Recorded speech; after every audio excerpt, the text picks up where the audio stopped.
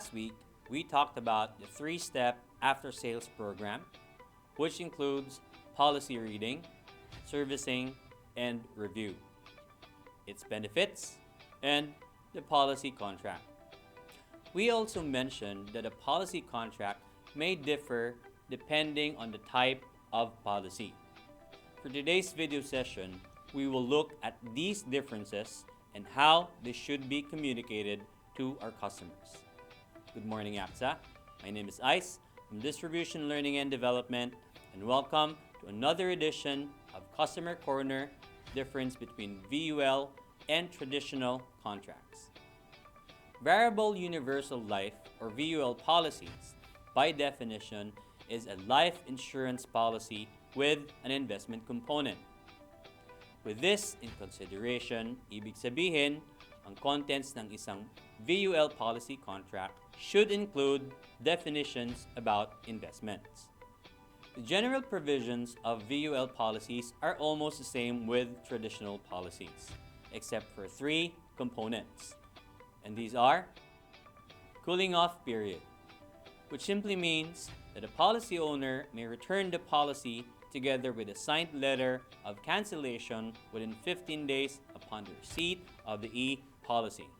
The policy owner will be refunded of all the charges, including premium charge, administration charge, and insurance charge, also known as cost of insurance, together with the account value based on the valuation on the date when we received the request for cancellation.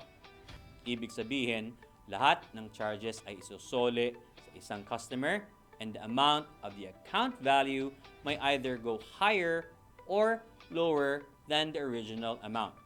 Depende sa value of the units ng araw na isusole ang policy. Second, non-participating. This simply means that the policy does not earn dividends. And last is full withdrawal. Ibig sabihin, you are withdrawing your account value in full, therefore terminating the policy. While the ownership and beneficiary provisions is completely the same, VUL policies have to account not just the insurance part, but pati na rin ang investment component sa isang policy contract. This is called premium and charges provisions and investment fund options. But first, let's talk about premium, charge, and provision. Most of the items here are familiar na sa inyo, so we will focus on the ones that are often misunderstood by most of us. Supplement premium. Ibig sabihin lang nito are the premiums that are intended for riders, if there are any. Administrative charge. This is mainly to cover for the operational expenses of the policy. Insurance charge, known to us as the cost of insurance, and to explain this to our customers, after the charges, a portion of your premium goes to the insurance charge. This is to account for the fixed or guaranteed benefit that your beneficiary will get in case of an untimely demise. Asset management charge. After the charges and the insurance charge, what remains of your premium ay mapupunta sa inyong investment. This investment will then go to a fund or funds we selected in the application. These funds are expertly managed by investment professionals, and the asset management charge covers for the management of the fund. Grace period. In traditional policies, failure to settle the premiums after the 31-day grace period will cause the policy to terminate or lapse. With VUL, however, after the grace period, charges and only charges will be deducted from the account value, and the policy will continue to be enforced. Do note na ang kinakaltas lang natin ay ang charges, including the insurance charge or COI. Therefore, walang papasok na amount in the investment component. Change or addition of charges. Any changes in the charges mentioned will require the approval of the Insurance Commission, and all customers will be notified within 3 months bago ma-implement ang changes. The benefit provision talks about the type of death benefit a customer will get depending on what they choose or what we recommended, except the minimum death benefit. The minimum death benefit, or MDB, like what we learned in ABC, will only be received kapag naging mas mataas ang value niya versus level or increasing death benefit. Let's move to investment funds provisions. Investment fund, fund addition, and closure. AXA is the legal and beneficial owner of the investment funds. We may, in the future, add to the current funds that we have and will make it available for our customers. In the event of a fund closure, lahat ng customers that are invested in the fund will be notified 3 months bago magsara ang fund. A customer must notify us to which investment funds he or she wish to replace the closing investment fund.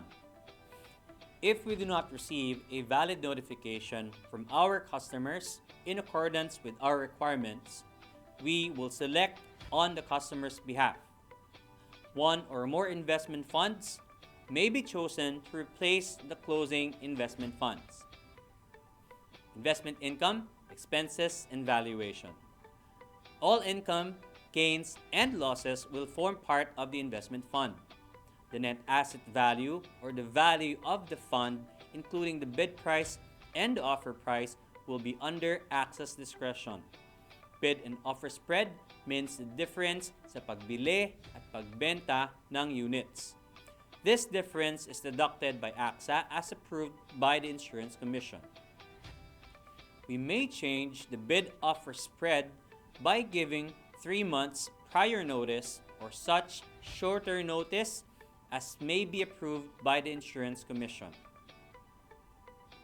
Creation and cancellation of units. Creation of units happen when an investment amount is added based on the bid and offer price. Cancellations, on the other hand, happens when no investment amount comes in and the charges had to be deducted from the account value. Units are then canceled to accommodate these charges. Fund switching, allocation, and partial withdrawal. While the policy is in effect, a policy owner has the liberty to switch funds provided that the amount to be switched must not be less than the minimum amount we set from time to time. At ngayon, the minimum amount to switch funds must be 20,000 minimum. A customer may also apply to change their fund allocation and instruction and do partial withdrawals kung kailangan. Having mentioned that, always remind your clients of the withdrawal charges. We suggest to keep the policy for the need it was bought for. And there you have it. Thank you for attending our video session for today. Always remember, our customers will not always understand the technical terms of our contract, but that does not mean it should not be explained to them. Again, my name is Ice from Distribution Learning and Development, and this has been your Customer Corner.